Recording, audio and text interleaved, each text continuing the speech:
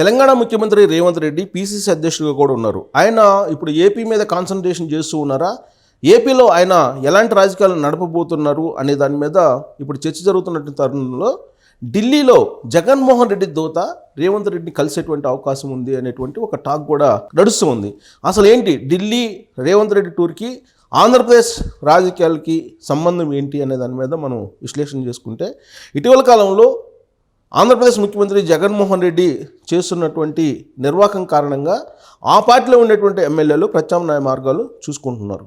కనీసం 80 మందిని మార్చాలి అనేది ఆయన టార్గెట్గా పెట్టుకున్నారు.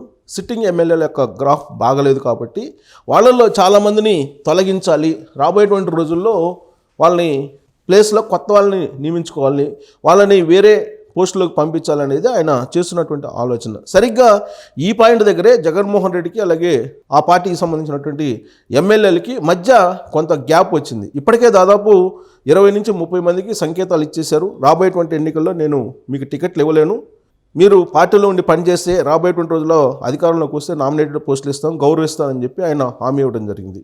కానీ వాళ్ళెవరూ కూడా జగన్మోహన్ రెడ్డి మాట వినేటువంటి పరిస్థితి కనిపించట్లేదు. ప్రత్యామ్నాయ మార్గాలు చూసుకుంటున్నారు అనేది ఆ పార్టీలో వినిపిస్తుంది. కానీ ఆల్రెడీ ఇప్పటికే తెలుగుదేశం పార్టీలో ప్యాక్ అయి ఉంది. ఆల్రెడీ కాన్స్టిట్యున్సీలకు సంబంధించినటువంటి ఇన్ఛార్జీలు ఉన్నారు, ఎప్పటి నుంచో పనిచేస్తూ ఉన్నారు, కొంత ఖర్చు కూడా ఆర్థికంగా పెట్టారు. వాళ్ళు పార్టీ బలోపేతం కోసం ప్రయత్నం చేస్తున్నారు. ఇంకొక వైపు జనసేన పార్టీ ఆల్రెడీ వాళ్ళ పొత్తుల్లో కొన్ని సీట్ల షేరింగ్ కూడా కన్ఫర్మ్ అయిందని చెప్పి టాక్ నడుస్తుంది. పొత్తులో భాగంగా 24 స్థానాల నుంచి జనసేన పోటీ చేసేటువంటి అవకాశం ఉందనేది కూడా ఇప్పుడు ఆ పార్టీ వర్గాల్లోనే చర్చ నడుస్తున్నటువంటి పరిస్థితుల్లో కేవలం ఆ పార్టీలో ఉండేటువంటి 24 మందికి మాత్రమే అవకాశం వచ్చేటువంటి అవకాశం ఉంది. అంటే ఇప్పటికే ఆ పార్టీలో ఆ సంఖ్య ఉన్నారు. సో కాబట్టి అటు తెలుగుదేశం పార్టీ ఇటు జనసేనలో ప్రత్యామ్నాయ అవకాశాలు లేవు వైఎస్ఆర్ కాంగ్రెస్ పార్టీలో ఉండేటువంటి రెబల్స్కి. కాబట్టి ఇప్పుడు ఏంటి, ఎటు వెళ్ళాలి, కొత్త పార్టీ వైపు వెళ్ళాలా లేదంటే కాంగ్రెస్ పార్టీ వైపు వెళ్ళాలా అనేటువంటి ఒక చర్చ జరుగుతున్నటువంటి సమయంలో రేవంత్ రెడ్డి పీసీసీ అధ్యక్షుడిగా సక్సెస్ అయ్యారు తెలంగాణలో. అలాగే తెలంగాణలో అధికారంలోకి కూడా కాంగ్రెస్ పార్టీని తీసుకురాగలిగారు. దీంతో ఆంధ్రప్రదేశ్లో కూడా ఎంటర్ అయితే కనుక ఆంధ్రప్రదేశ్లో కాంగ్రెస్ పార్టీని బలోపేతం చేసుకోవచ్చు అనేటువంటి ఒక ఆలోచన ఏఐసీసీ చేస్తుంది. అలాగే పీసీసీ అధ్యక్షుని హోదాలో రేవంత్ రెడ్డి కూడా చేస్తూ ఉన్నారు. సో ఈ క్రమంలో ఏఐసీసీ ఆంధ్రప్రదేశ్కి సంబంధించినటువంటి సీనియర్ లీడర్లతోటి మంత్రాలు సాగిస్తూ ఉంది. బహుశా రేపు మాపు వాళ్ళని ఢిల్లీకి కూడా పిలిచినట్టు సమాచారం కూడా ఉంది. ఆంధ్రప్రదేశ్ సంబంధించి పీసీసీ అధ్యక్షుడు గిడుగు రుద్రరాజు, కేవీపీ పళ్ళంరాజు, అలాగే రఘువీరారెడ్డి, చింతామోహన్ ఇలాంటి సీనియర్స్ అందరూ కూడా ఢిల్లీ బాట పట్టారు, ఢిల్లీ వెళ్తున్నారు. రాబోయేటువంటి రోజుల్లో రాహుల్ గాంధీని తీసుకొచ్చి అక్కడ సభ పెట్టాలని చెప్పి కూడా ప్రయత్నం చేస్తున్నటువంటి ప్రస్తుత పరిస్థితుల్లో వైఎస్ఆర్ కాంగ్రెస్ పార్టీలో ఉండేటువంటి రెబల్స్ లేదా అసంతృప్తివాదులు ఎంతమంది అయితే ఉన్నారో వాళ్ళని కాంగ్రెస్ పార్టీ వైపు ఆకర్షించేటువంటి ప్రయత్నం చేస్తూ ఉన్నారు. సో కాంగ్రెస్ పార్టీ కనీసం 30 నుంచి 40 మంది వైఎస్ఆర్ కాంగ్రెస్ పార్టీ నుంచి లీడర్స్ని తీసుకునేటువంటి అవకాశం ఉంది అనేటువంటి ఒక చర్చ అయితే నడుస్తూ ఉంది. వీళ్ళందరినీ కూడా కోఆర్డినేట్ చేసేటువంటి బాధ్యత తెలంగాణ ముఖ్యమంత్రి రేవంత్ రెడ్డి తీసుకున్నారు. రేవంత్ రెడ్డిని తీసుకోమని చెప్పి ఏఐసీసీ కూడా ఆదేశాలు జారీ చేసినట్టు కూడా తెలుస్తుంది. ఆ మేరకు రేవంత్ రెడ్డి వద్దకు ఒక సీక్రెట్ ఏజెంట్ ఢిల్లీలో కలుస్తున్నారు. జగన్మోహన్ రెడ్డి దూత కూడా కలుస్తున్నారు. ఒక సీక్రెట్ ఏజెంట్ ఏమో రెబల్స్కి ప్రతినిధిగా కలుస్తున్నారు.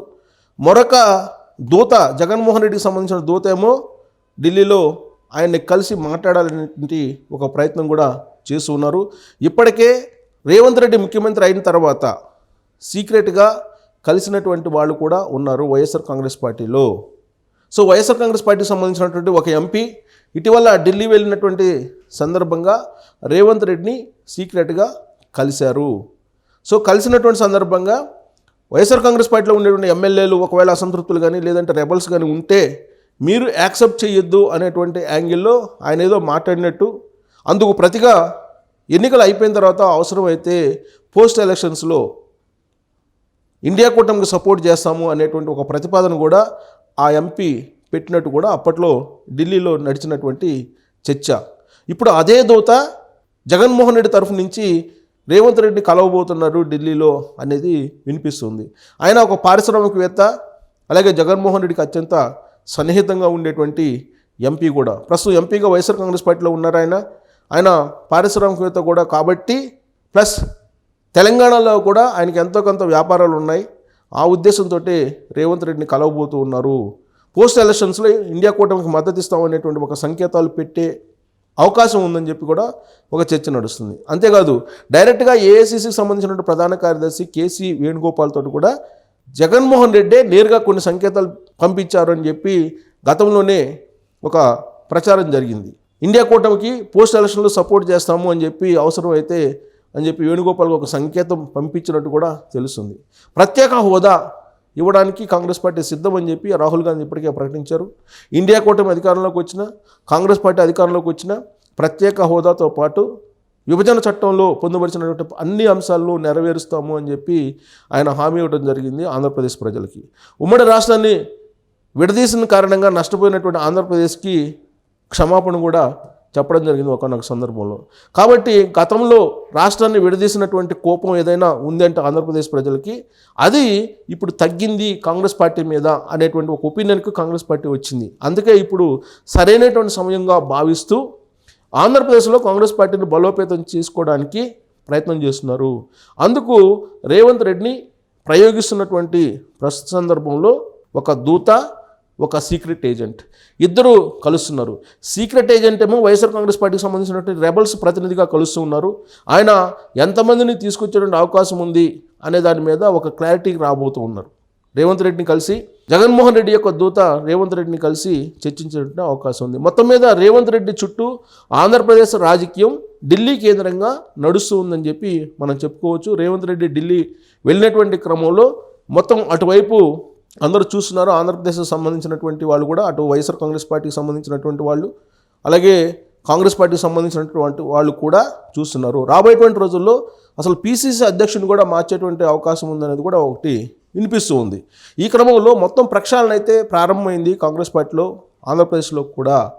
దానికి వైఎస్ఆర్ కాంగ్రెస్ పార్టీ రెబల్స్ని కనీసం 30 నుంచి 40 మందిని తీసుకొని రాబోయేటువంటి రోజుల్లో ఎన్నికల్లో పోటీ చేస్తే కనీసం 10% నుంచి 15% ఓట్ బ్యాంకు చీల్చుకోవచ్చు, లేదా ఓట్లు పొందవచ్చు అనేటువంటి ఒక అభిప్రాయంతో కాంగ్రెస్ పార్టీ ఉంది. సరిగ్గా ఈ పాయింట్ వద్దనే జగన్మోహన్ రెడ్డి అలాగే తాడేపల్లి కోటరీలో కొంత అలజడి ప్రారంభమైనట్టు కూడా తెలుస్తుంది. దానికి కారణం ఏంటంటే, పూర్వపు కాంగ్రెస్ పార్టీ ఓట్ బ్యాంకే 90% వైఎస్ఆర్ కాంగ్రెస్ పార్టీలో ఉంది. అటు క్రిస్టియన్ ఓట్ బ్యాంక్ కానీ, ఇటు ముస్లిం ఓట్ బ్యాంక్ కానీ, ఎస్సీలకు సంబంధించిన ఓట్ బ్యాంక్ కానీ కంప్లీట్గా కాంగ్రెస్ పార్టీది వైఎస్ఆర్ కాంగ్రెస్ పార్టీ వైపు షిఫ్ట్ అయిపోయింది. సో ఇప్పుడు షిఫ్ట్ అయినటువంటి ఓట్ బ్యాంక్ని మళ్ళీ తిరిగి కాంగ్రెస్ పార్టీ ఓన్ చేసుకునేటువంటి ప్రయత్నం ఆ పార్టీ చేస్తూ ఉంది. సో కాబట్టి ఇప్పుడు ఒకవేళ కాంగ్రెస్ పార్టీ అక్కడ బలపడితే వైఎస్ఆర్ కాంగ్రెస్ పార్టీ బలహీనపడుతుంది ఆటోమేటిక్గా అనేది అక్కడ ఈక్వేషన్ వినిపిస్తుంది. ఇప్పటికే ప్రశాంత్ కిషోర్ ఇచ్చినటువంటి సర్వేల ప్రకారం తెలుగుదేశం పార్టీ జనసేన కూటమి అధికారంలో రాబోతుంది అనేటువంటి ఒక సారాంశం బయటకు వచ్చింది. ఈ క్రమంలో ఇప్పుడు కాంగ్రెస్ పార్టీ ఎంటర్ అవుతే ఇంకా దెబ్బతినేటువంటి అవకాశం ఉంది వైఎస్ఆర్ కాంగ్రెస్ పార్టీ అనేది ఒకటైతే, ఒకవేళ షర్మిల కనుక చేరితే కాంగ్రెస్ పార్టీలో అప్పుడు అసలు వైఎస్ఆర్ కాంగ్రెస్ పార్టీకి భారీ నష్టం జరిగేటువంటి అవకాశం ఉందనేది ఇంకో చర్చ కూడా జరుగుతుంది. తెలంగాణలో వైఎస్ఆర్ తెలంగాణ పార్టీని విలీనం చేసి కాంగ్రెస్ పార్టీలో తెలంగాణ రాజకీయాలు చేయాలని చెప్పి షర్మిల అనుకుంటున్నటువంటి టైంలో నిర్ద్వందంగా రేవంత్ రెడ్డి తోసిపుచ్చారు. ఆమెని రాకుండా అడ్డుకున్నారు. అవసరమైతే మీరు ఏపీలోకి వెళ్ళి పనిచేయండి అని చెప్పి అప్పట్లోనే చెప్పారు. కాబట్టి ఇప్పుడు ఏపీ నుంచి షర్మిలని ఆహ్వానించి షర్మిలకు తోడుగా రేవంత్ రెడ్డి కూడా రంగంలోకి దిగి ఆంధ్రప్రదేశ్లో కాంగ్రెస్ పార్టీని బలోపేతం చేసే అవకాశం ఉంది. దానికి ఢిల్లీ కేంద్రంగా చేసుకొని ఒక పెద్ద కసరత్తు జరుగుతుంది. ఆ కసరత్తు రేవంత్ రెడ్డి ఢిల్లీ టూర్ సందర్భంగా ఒక కొలిక్కి వచ్చేటువంటి అవకాశం ఉందని కూడా చర్చ జరుగుతున్నటువంటి క్రమంలో రాబోయేటువంటి రోజుల్లో జగన్మోహన్ రెడ్డికి కాంగ్రెస్ రూపంలో కౌంట్ డౌన్ ప్రారంభమైంది అనేటువంటి ఒక చర్చ అయితే చాలా సీరియస్గా నడుస్తూ ఉంది. సో రాబోయేటువంటి రోజుల్లో ఇక ఆంధ్రప్రదేశ్ రాజకీయాల మీద రేవంత్ రెడ్డి ముద్ర, రేవంత్ రెడ్డి యొక్క ప్రభావం ఖచ్చితంగా ఉండేటువంటి అవకాశం ఉంది. ఢిల్లీ వెళ్ళినటువంటి YSR Congress party rebels agent ఏం చేస్తాడనేది చూడాలి. ఆ ఏజెంట్ ఇప్పటికే ఆల్రెడీ రేవంత్ రెడ్డితో టచ్లో ఉన్నారు. పైగా ఆంధ్రప్రదేశ్లో ఉండేటువంటి వైఎస్ఆర్ కాంగ్రెస్ పార్టీకి సంబంధించిన ఎమ్మెల్యేలు కానీ మంత్రుల ఆస్తులు తెలంగాణలో ఉన్నాయి. భారీ ఎత్తున తెలంగాణలో ఆస్తులు ఉన్నాయి. వాటిని కాపాడుకోవాలంటే రేవంత్ రెడ్డి ఏది చెప్తే అది వినాల్సినటువంటి పరిస్థితి అనివార్యంగా ఉంటుంది అనేది సర్వత్రా వినిపిస్తుంది. గతంలో తెలంగాణ ముఖ్యమంత్రిగా కేసీఆర్ ఉన్నప్పుడు ఆయన ఏం చెప్తే అది విన్నారు చాలామంది. అందుకే ఆ రోజున వైఎస్ఆర్ కాంగ్రెస్ పార్టీని బలోపేతం చేసేందుకు కేసీఆర్ అన్ని రకాల సహాయ సహకారాలు అందించారు. అదే తరహాలో ఇప్పుడు కాంగ్రెస్ పార్టీని బలోపేతం చేయడానికి రేవంత్ రెడ్డి కూడా తెలంగాణ నుంచి ఆపరేషన్ చేస్తూ ఢిల్లీలో ఒక వ్యూహాన్ని రచించబోతున్నారు. సో ఆ వ్యూహంతో జగన్మోహన్ రెడ్డి కోట కూలిపోనుందా అనేటువంటి ఒక చర్చ నడుస్తున్న క్రమంలో రాబోయేటువంటి రోజుల్లో ఈ పరిణామాలు ఇటు దారి తీస్తాయనేది చూడాల్సి ఉంది. Thank you very much.